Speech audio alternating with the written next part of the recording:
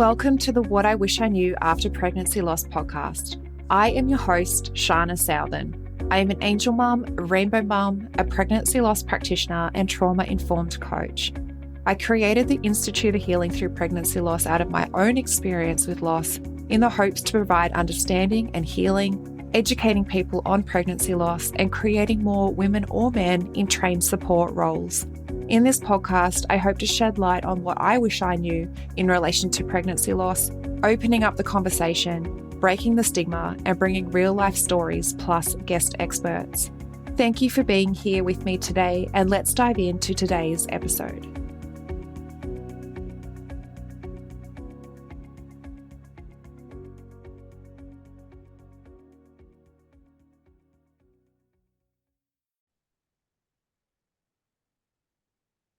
Welcome, beautiful souls, to the What I Wish I Knew After Pregnancy Loss podcast. Today, I have with me Rory H. Mather. Rory is an author, public speaker, and father to two girls. Evie, his oldest girl, is a little star in the night sky, and his latest book, My Little Star, explores this metaphor and provides hope to those who have experienced loss. Thank you so much for joining us, Rory. Thank you so much for having me, Sharma. You're so welcome. Did you want to share a little bit about the path that has led you to where you are today? Yeah, sure. So my wife and I started trying to have a baby in 2018, and so we were trying for a few months, and it wasn't going to plan. My wife wasn't fully pregnant, and so we went into a specialist and got told we had to do IVF, which was a bit of a shock. And the I was the reason behind the need to do IVF, so that was also a bit of a shock. It lowered my self-esteem, but got over it pretty quickly. But then we did all that. Like my wife did all the needles, and I think with IVF it's such a confronting thing, but it's also such a hard thing for the woman in particular, because like the man's job is pretty basic. But so we did that. We did our first egg collection. Did our like they made embryos, and we were lucky. We got after when you do IVF, you have like a wait for about 5 days to find out how many of your embryos survive, and we were lucky. We got a good number. Um, and then we did our first embryo transfer, and that embryo transfer resulted in pregnancy. So we were over the moon. I still remember the day very vividly, getting the phone call saying um, that the pregnancy test was positive and that we were pregnant. And we never for one moment considered that we wouldn't be having a baby from that. Um, but so we just started like sort of planning our life around that. So for the next 9 weeks it was, we just started planning about what life would be like in the coming 9 months. And then it was on the day that we were due to go in. We had a scan, seen the heartbeat, because you do have very early scans with IVF. It was our 9 week scan that we were due to go in and have a blood test, and my wife's going to find out what the gender of the baby was. That we went and had that scan, and on the scan there was just no heartbeat, and that was our first experience of loss, and it was pretty devastating. Like, my heart just dropped immediately. I hadn't at that stage, I hadn't probably cried for about 10 years, and I bawled for days. And we both did. But then we just thought, well, we'll get we could have the option of genetic testing. So my wife had to have I forget what the term is. Oh, actually, can you think of the term?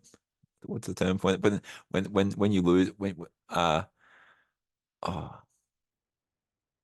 she had to have surgery to like get remove the embryo. Oh, not a DNC. DNC, yeah, Yeah, sorry. yeah. Yeah, sorry. So she had to have a DNC, because it was called a miscarriage. Yeah. But when you have a DNC, the one benefit of it, because it's a pretty awful experience, is that there is an opportunity for genetic testing. So we opted to have genetic testing, and that embryo went away, and they found there was nothing abnormal about it. It was perfectly fine. It would have been a baby boy had it survived. And we saw, oh, that's that's a really rough experience. But so many people have one miscarriage.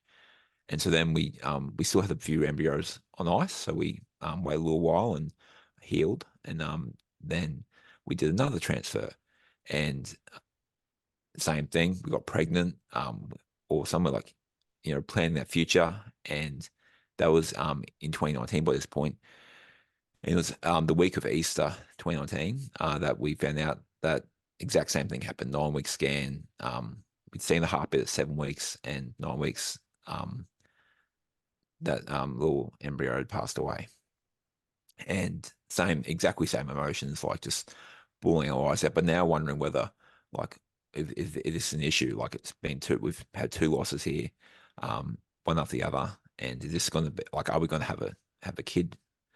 And but we tried to be optimistic. We did the exact same thing. My wife had to have another DNC, and unfortunately, this time I don't really know how this happens, but the clinic actually lost the embryo, so they didn't weren't able to do any genetic testing.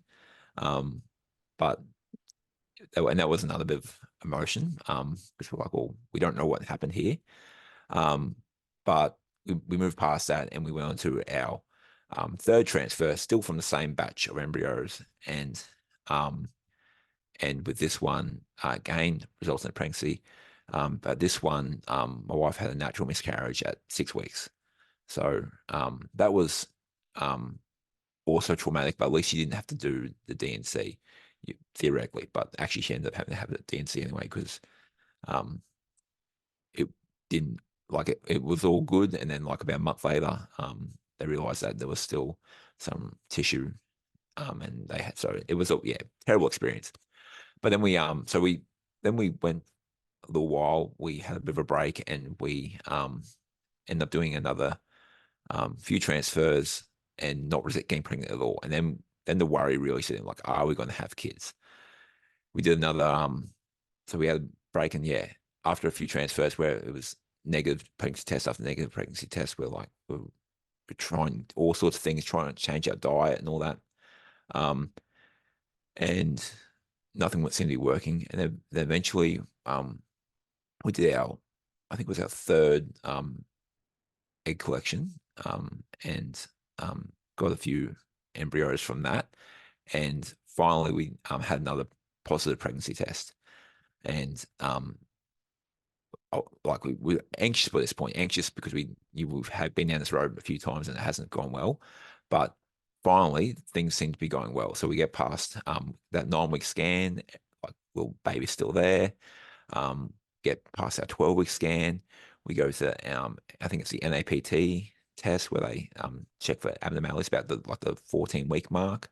And we found out the gender, it was a little girl. And that was important to us. To be honest, we're always people that want to find out the gender, but particularly after loss, it gave us a sense of closeness to this baby. But we didn't tell anyone, because we told people with the first view very early. But I feel like if you have a loss, then you want to be able to have that network of people that can support you. So keeping it a secret isn't necessarily a good thing. But with this one, we told a few people, but we didn't didn't announce it anywhere. And we hadn't announced the previous ones on Facebook or anything like that. But we decided that with this, we'd wait till we were really firmly feeling confident. So one day, at the 19-week mark, we were out of the restaurant, and there was a beautiful sunset, and we're like, you know what, now's the perfect time. Let's do an announcement. So we got a photo together. I've had a nice bump at this stage, and we announced that we were pregnant, due in a few months' time. And so it was at 19 weeks, and then at our 20-week scan, which is again the one where they check for all your limbs and all your toes and all your different valves of your heart and whatnot. They did all that, and everything was perfect. Baby was perfect. But there was an issue with my wife's cervix, which was starting to funnel. And it was starting to funnel, but there was still plenty of wiggle room. And so what they did was they put her on progesterone pills, and we spoke to our obstetrician immediately. Yeah, and he said, so put on progesterone pills. We'll come back in a week's time. If it's got any less, then we'll do an emergency stitch. And they're planning for the worst case scenario. So the worst case scenario in their minds was probably like a early preterm birth, which would be, and then they tell us like probably about 28 weeks, which would be a rough experience, but not as rough as it ended up being, as it turned out. So that was on a Wednesday, and I took the rest of the week off work. My wife did too, and we just really trying to manifest good vibes and hope that this all works out. Um, our next scan was going to be on the following Tuesday, and to see if the cervix had shrunk anymore. But on the Sunday, my wife just felt just a little bit funny in her abdomen, and we thought, oh, should we call up the obstetrician? He's on his day off. We don't want to muck him around, but I said, no, let's just do it. He's a really nice guy. He's always said we can call him anytime. So we called him. He said, come up to the clinic. I'll do a scan. And we went up to the clinic and he did a scan and it showed that my wife's cervix had completely opened. And um, her wards hadn't broken, so there was still a sac there, and Bub was still alive and um, happy as Larry, just sitting there for the moment. But he's like, well, it's probably a matter of time now before you do go into labour and your waters do break. And Bub comes, and at 20 weeks plus, I think 5, that's just too early for a baby to survive. So we started to again, I was bawling my eyes out. My wife was trying to comfort me. And we him and another obstetrician did try an emergency thing where they tried to do an emergency stitch, like the membrane of the sac was starting to come out, but it hadn't burst yet. So they tried to see if they could get it back in behind the cervix and put an emergency stitch in. But in the process of doing that, it did burst, and then they said it really is a matter of time until you go into labour, and they expected it to be a pretty instantaneous thing. So this was a Sunday evening at this point. But we had a very stressful, worried night, sad night, knowing that our little girl, who we'd already named Evie, was the only name we could agree on at the time, was going to be coming into the world and wasn't going to survive. But then terrible night's sleep and in hospital, and but nothing happened. Like didn't go into labour.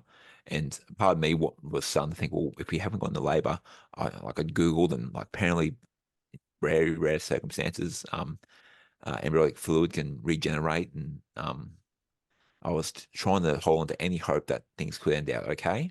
And the next day, about 10 o'clock, the doctor came in and they were doing tests on Georgia, and they said you're developing a fever, and so they had to induce her essentially. And so they induced her, and again, they sort of said, this will probably be a pretty quick labor because, you're only 20 weeks, and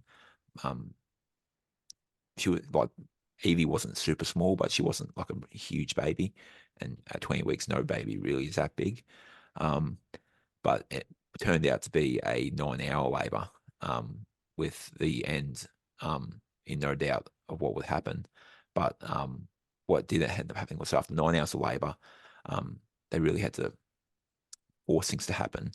And Evie came out. She was still alive for about a minute, and she passed away in our arms. And it was just devastating, essentially. But from there, we were just absolutely traumatized. And the one thing we were grateful for, like a small blessing, was that in Australia, for some reason, a baby isn't considered a baby until after 20 weeks. So you can't get maternity leave unless you've lost a baby after 20 weeks, or a baby's come after 20 weeks. So we're glad for that, that we were at least past 20 weeks so that my wife could have a full maternity leave and time to process it and recover. And I took a heap of leave myself, and we just cared for each other. And in that time, so after our second miscarriage, I had in through my tears, I remember it very vividly. I was at my mother-in-law's house, and I'm an author. I'm a picture book author, and so I um, decided to write a little poem um, about loss. And about 6 months before we lost Evie, I'd shown it to one of my publishers, Scholastic, and they really liked it, and they said they'd like to publish it. But 6 months later, we hadn't really moved past. They'd said they'd like to publish it, but nothing had really happened. And in the weeks after we lost Evie, they my agent reached out to Scholastic and said, "Is this happening?" And they were incredible. They immediately sent a contract, and that for me meant the world, because for me it meant that my little girl, who didn't get to live her full life, was going to have something, put something into the world that would be a bit of a legacy for her. And the book's called My Little Star, and essentially it's just a series of small poems written from the perspective of a sibling to its other sibling in the sky. Um, it's illustrated by Matt Shanks, and there's a lot of really touching, sweet things about the book. I mean, apart from the fact, like the reasons why I wrote it, and the fact that it came out means the world to me. But Matt Shanks had the idea. Picture books have what's called end papers, which are like the parts before you get to the story, behind the cover and the first page. And the end papers of My Little Star are just little stars, other little stars, names of other little stars that are in our lives. So Evie's in there. Um, there's a few. There's a baby who's the baby of one of the publishers at Scholastic. There's a nephew of one of the publishers at Scholastic, and just little stars of friends of ours and from our network of people. And that was the first touching thing. And the second touching thing was that Matt, the illustrator, opted to not do his own dedication. So he let us dedicate the book to Evie. And so I dedicated it for our beautiful daughter, Evie. We'll miss you forever. And for all the little stars taken too soon, you'll always be the light in the dark. And it, like, picture books don't come out overnight. So we lost Evie in March 2022, and the book came out in October 2023. So there was a long period of time there, but it was a time where we got to sort of heal a bit, and it was nice when the book came out. It was very well received, and it's been really touching. Particularly actually in the last 2 weeks, I've had 2 different hospitals reach out to me, saying they're putting these books in memory boxes. So when you lose a baby in hospital, they give you a memory box, and the memory box has like a little, like Evie had a little beanie, and like a really tiny beanie because she was so small, a blanket, and just a few brochures on grief and that sort of thing. And they're wanting to put My Little Star in those memory boxes, and that was something I'd always hoped would happen, but I wasn't too sure how to get that happening. And it's really nice that the book has obviously reached the right people, and resonate with people, and so that's happening at a few hospitals around the country. So that's really nice.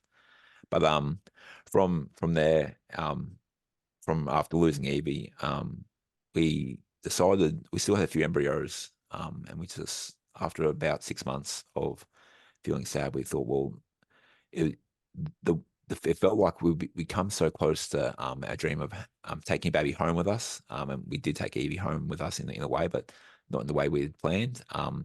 That it felt like we'd be robbing Evie of something if we didn't try to give her a sibling.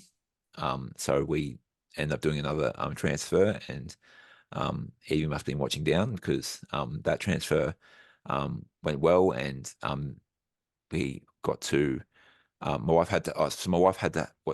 The reason that we lost Evie was because my wife had terrible term, but she had what's called an incompetent cervix, which just means that it's not strong enough to carry the weight of a child up to past a certain point. And with some circumstances, you can, when you have that, you can get a stitch put in when you're pregnant. But with my wife's level of how bad it was, they decided to do a permanent stitch. So my wife has a permanent stitch in her cervix, and she had to have surgery to do that prior to being able to do another transfer. So that put a bit of a delay between we did our next transfer. But the result was that we got our second daughter, Ada, and she was born in May last year. And yeah, so we've been like very busy for the last 12 months with Ava, and but always making sure that we talk to her about Evie, and um, when we have dinner and lunch and whatnot at the table, Evie's right near us we got a little spot set up in our house where with a few pictures of Evie and her memory box and things like that. So yeah.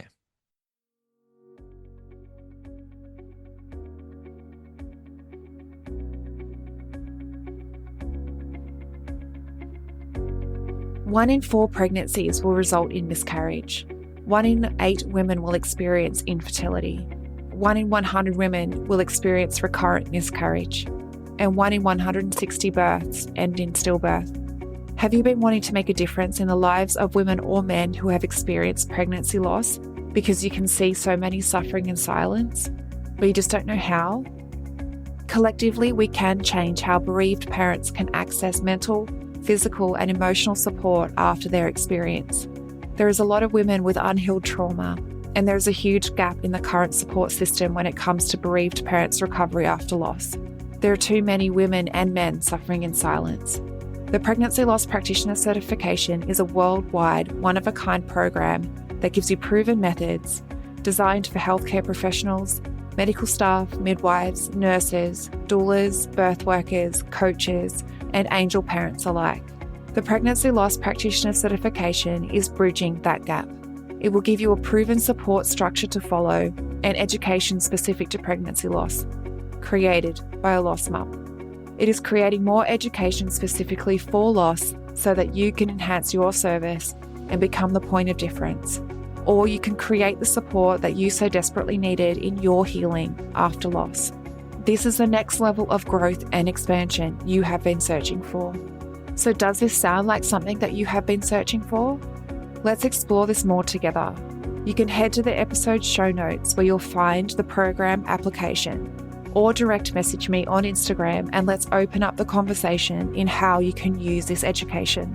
You have a gift, and I look forward to supporting you and witnessing you bring your gift to the world, healing and transforming women's lives.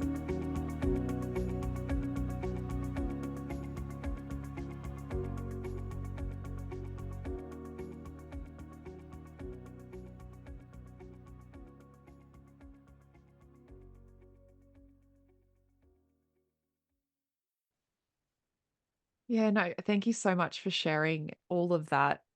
Your whole journey it just gave me goosebumps each time. There's so much that resonated with me as well in your story. Um, and I just want to thank you for sharing that so vulnerably and openly. And what you have been able to create from that, because it's so beautiful. And the fact that you actually did have hospitals reaching out to you. You didn't have to reach out to them. That's something pretty incredible that they were able to recognize that what you've created is important and it's valuable. And, kids they're so open to knowing, you know, if they've got other siblings. It's not, a sad thing for them.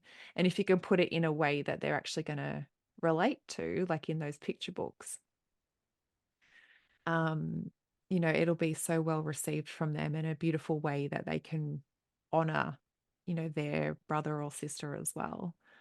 Yeah. Well, what was strange and interesting for us was that when we lost Evie, like I'd already written my little star, but the nurse that helped us throughout that whole process, there was there ended up being 2 nurses, but one nurse like had worked an extra long shift to try to be with us through the whole day and through all the labor and everything, and she ended up being forced to go home because she was just like well and truly past fatigue management levels. But she came back next day, and both the nurses we had were absolutely phenomenal ladies.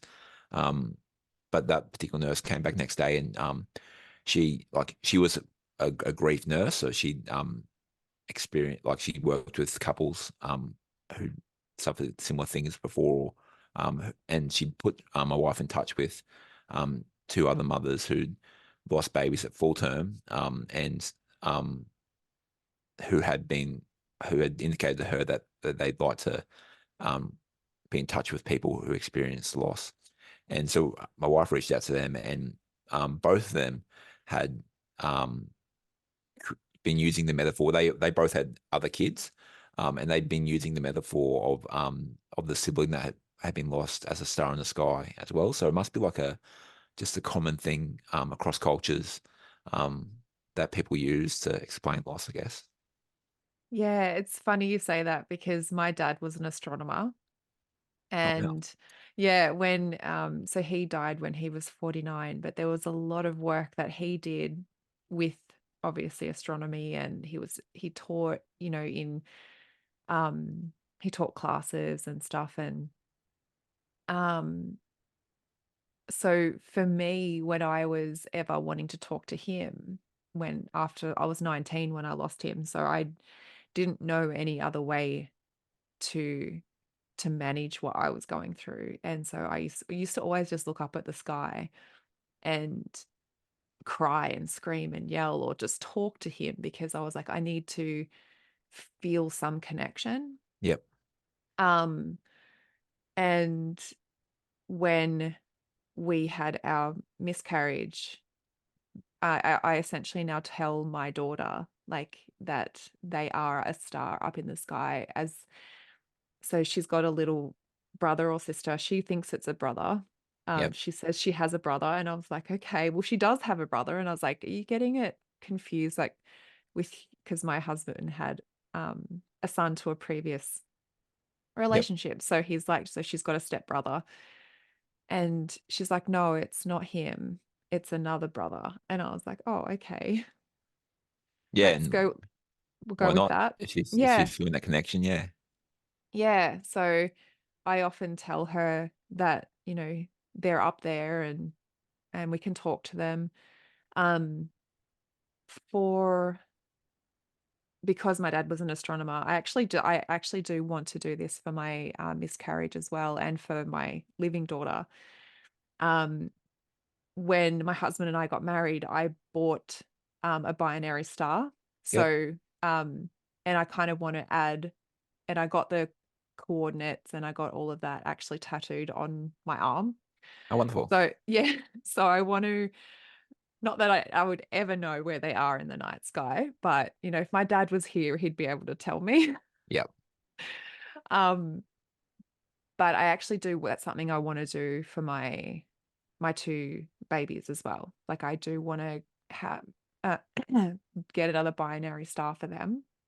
So then they're always connected. And I just think it's a beautiful thing because I don't know, a star is that shining light in the darkness. Like, and I feel like that's a beautiful representation to kind of what we go through. And um, because it is so heavy and it's so dark.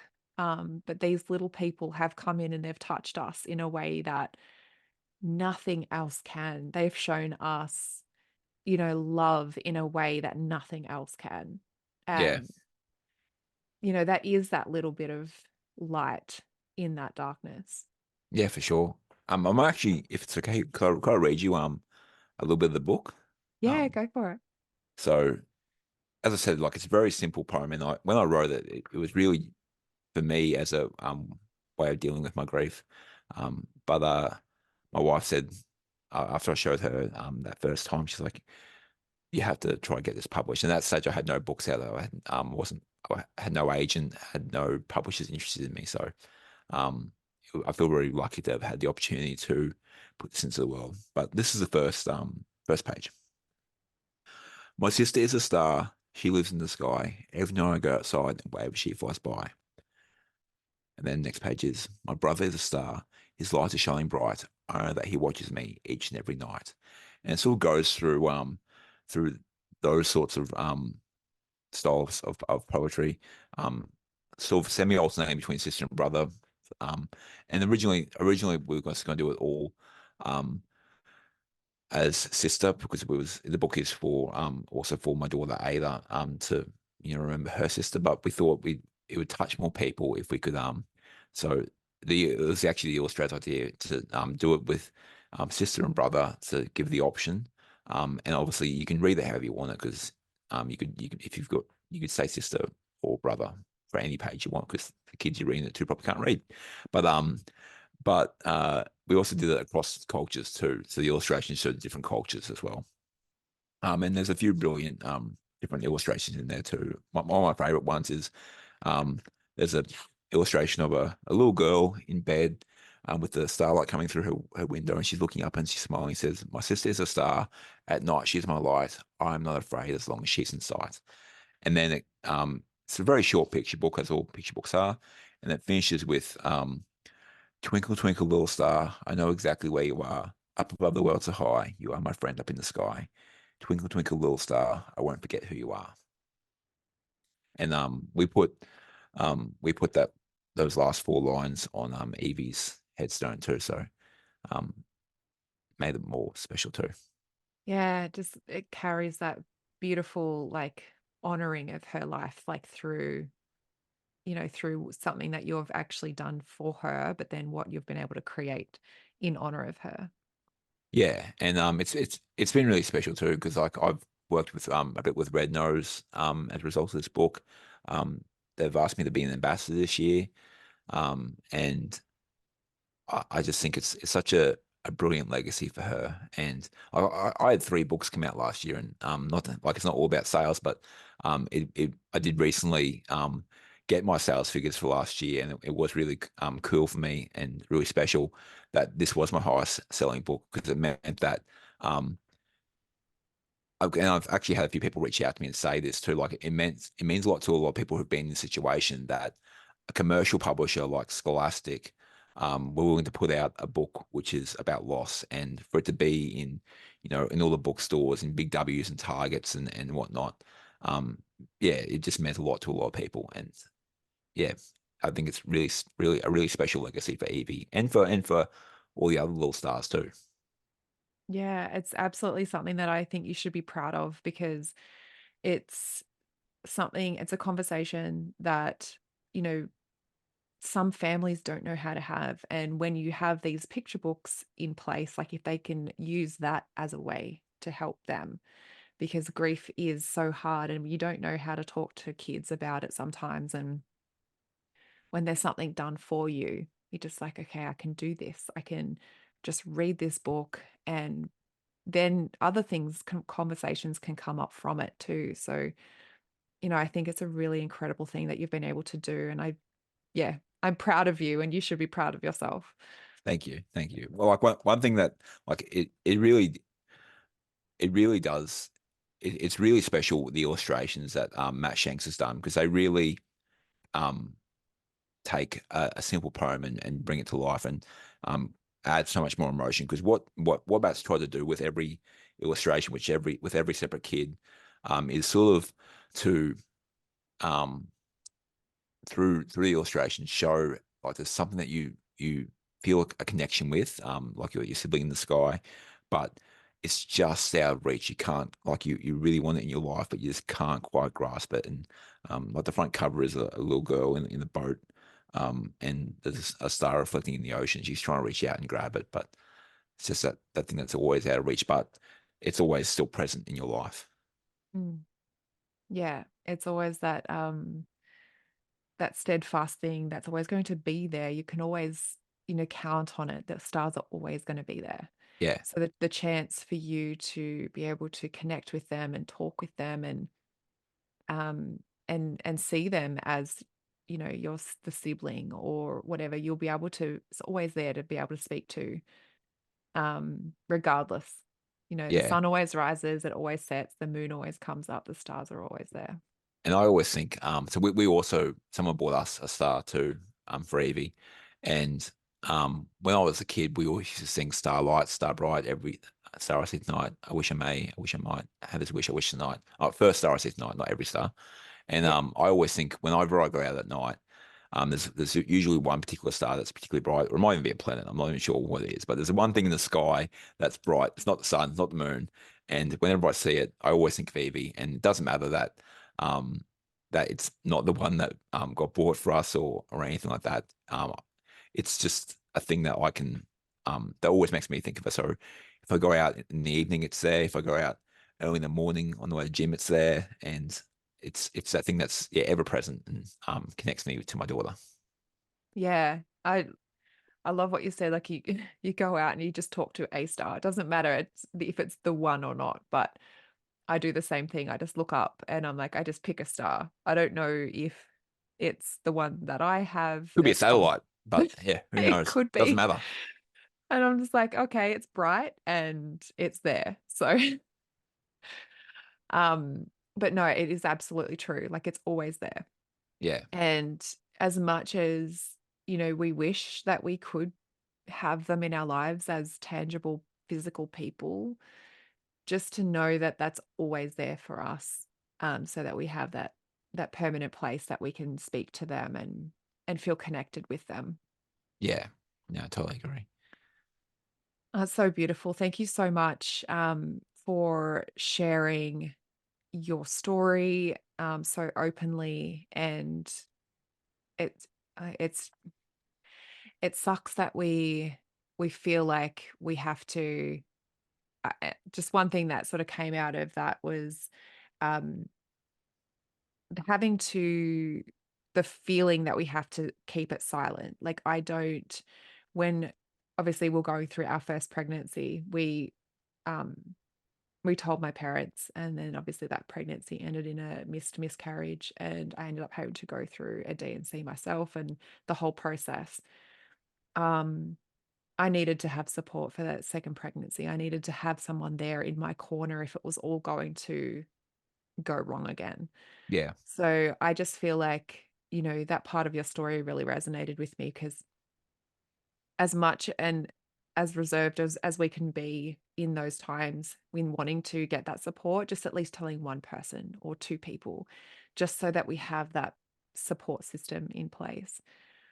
Um, so really just want to thank you for sharing everything that you have about, what sort of helped you to get to where you are today, um, in creating that beautiful book. And I definitely encourage people to look out for it in the bookstores. And if it's something that you're after, definitely grab yourself a copy. It will support you in being able to communicate with the children as well. yeah. No. Thank you for having me on, Charlotte. Really appreciate it. But you're so welcome. Just one more question Yep. before I let you go. What do you wish you knew after experiencing pregnancy loss? Um. Oh, that's a big question. Um. I guess mean, it seems obvious, but like at the time of the loss, it just seemed like there was no hope, and that um, the world just didn't seem like a very bright place. But a few years later, just over 2 years later, like I still nearly teared up talking about Evie today, but I do think the pain does get easier, and it gets easier to cope with, and I guess even if like we're lucky, we're one of the lucky ones where we end up having a beautiful little girl. Um, but there was definitely a time where we didn't think that would happen, and like that pregnancy was very, very stressful. And but I just think either way, it brought us closer to each other. So I think just knowing that the pain does, it does get easier with time, essentially. And no one can say how much time. That's a personal journey, but it will get easier. And it is true. In the beginning stages, it feels like it's consuming and it's heavy, and then that's going to be your reality. Like you just can't see past that. Um, but it does, when you can give yourself some grace and compassion and just allow yourself to move through that without resisting anything, without pushing it away. Um, it does start to get it does get easier. Um, and it can be hard to see or acknowledge at the time, but just to hold on to that. Yeah, because the other thing I think is that there can be as a counselor that when you start to feel a bit better, you can start to feel a bit of guilt that you're not grieving as much as you were. But I think that's just a natural state. Like it's natural to for things to get easier, and it doesn't mean you love that baby or any less, and that you've forgotten the experience. It's just your body's way of healing. Mm. Yeah, that's so true. And it is absolutely something that does come up um, with myself and with other women that I've spoken to as well, and other men, that grief and guilt that you're sort of not grieving, that you're happy, that you're joyful, and because you're experiencing that, it means that you are moving further away from those memories. But it doesn't mean that at all. It actually means that you can even look back on the ones that were once so heavy, and you can see it in a different light, and you can maybe pick up a different memory or a different way to honor your baby. Yeah, So it's not to say that it's ever forgotten. It's just a different part of that healing stage. 100%. Beautiful. Thank you. Where can people connect with you to find out more about you and about your book?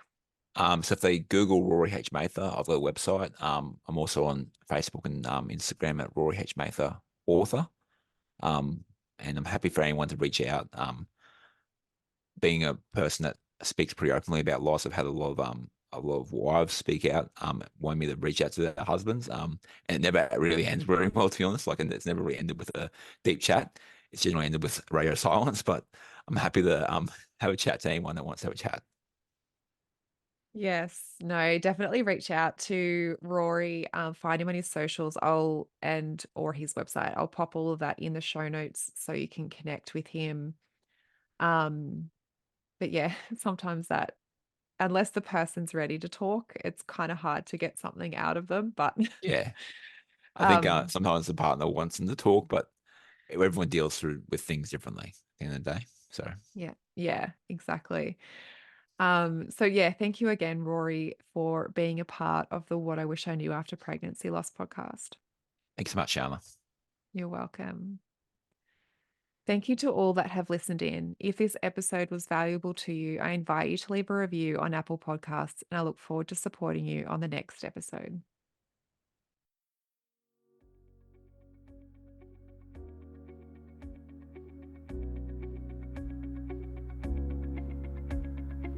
Thank you for listening in with me today. I hope you found this episode helpful. If you did, I would absolutely love to hear from you.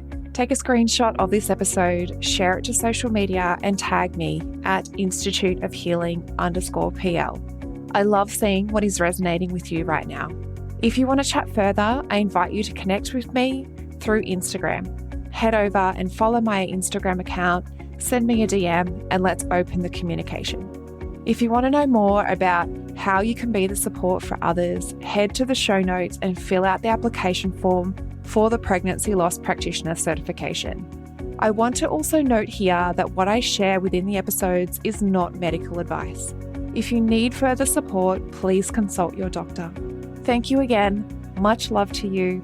Be gentle with yourself, and I look forward to supporting you on the next episode.